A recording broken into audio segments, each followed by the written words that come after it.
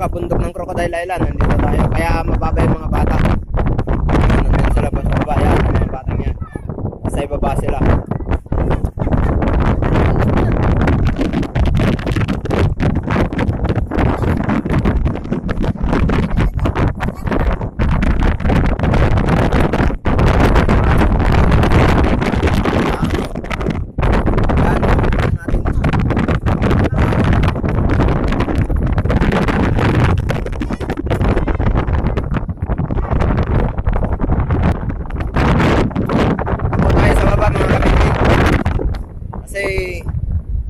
Ayun na yung ulan.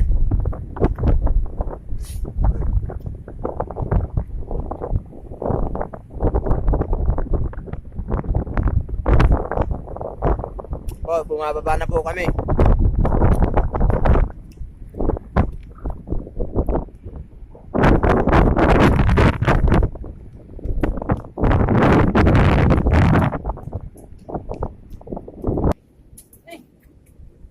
Na.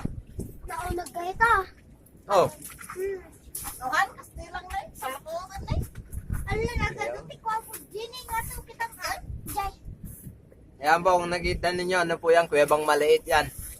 Dito sa Crocodile Island. Ayan.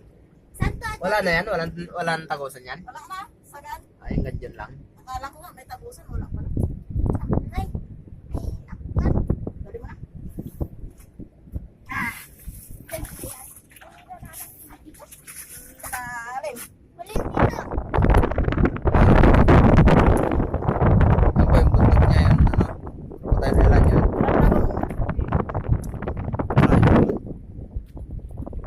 Nagnagaan.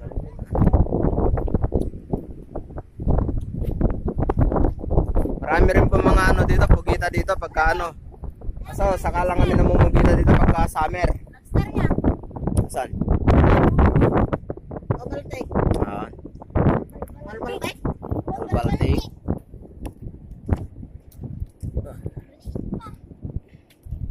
Balbaltik. Maliit na balbaltik. Namumugita rin po kami dito pagka summer. Pero pagka ganitong taglamig, hindi. Kahit dun itong mga ganito, may mga nangunguha rin mga ganitong shell. Nagbebenta rin nilang mga ganito.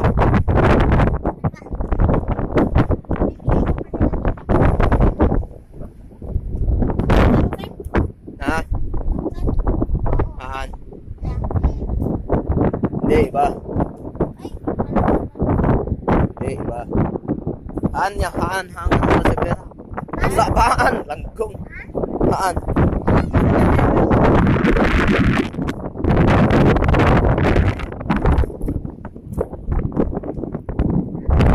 Ganda po ngayon dito, lalo na't low tide kasi kaya natuyuan dito sa mga nilalakaran namin.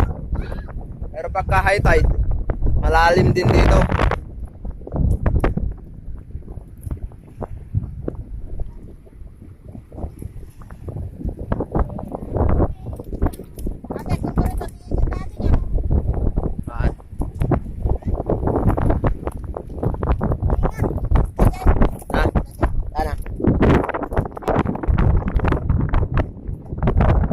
Summer, ang dami rin pumupunta rito, nagpipiknik. Lalo na kapag kasimana. Kasimana, punong-puno tong islang to ng mga tao. Pagka dinadayo nila nagpipiknik dito. Kabilaan to, may mga tao yan. Punong-puno ng tao dito. Basta't Semana Santa. Kahit mga dayo, marami rin pumupunta dito.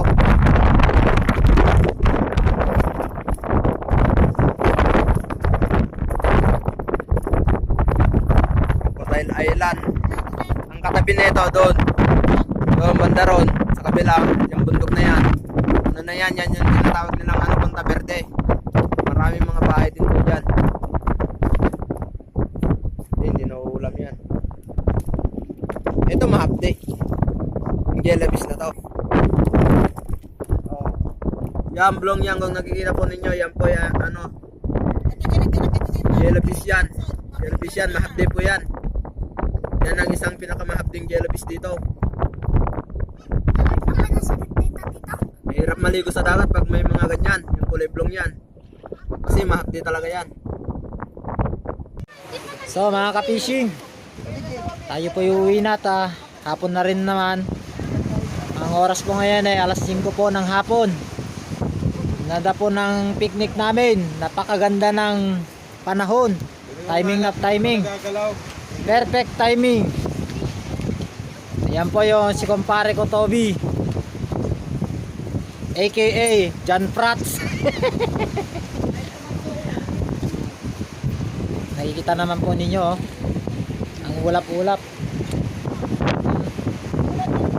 Oh. Yan. Kalakasan na po nila maghakot ng mga gamit natin.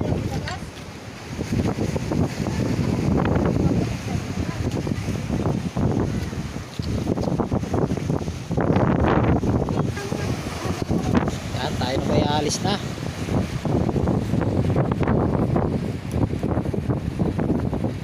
Tatlong bangka po ang ginamit natin kasi matataba po yung mga kasama natin. Lakas ng hangin.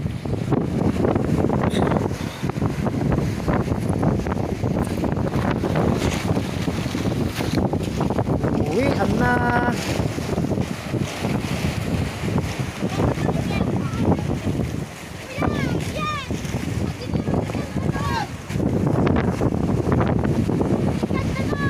Okay mga ka-fishing, kami uwi na at baka lalo pa lumakas ang hangin sa kakuan, ulan.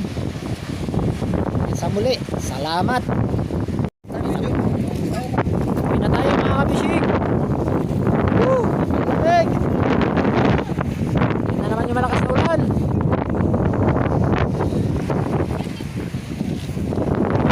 Maganda po kasi dito mamasyal sa Santa Ana pagka summer. Hindi yung ganitong ulanin. Hindi mo rin lang masusulit kasi mapapauwi ka rin ng maaga, malamig.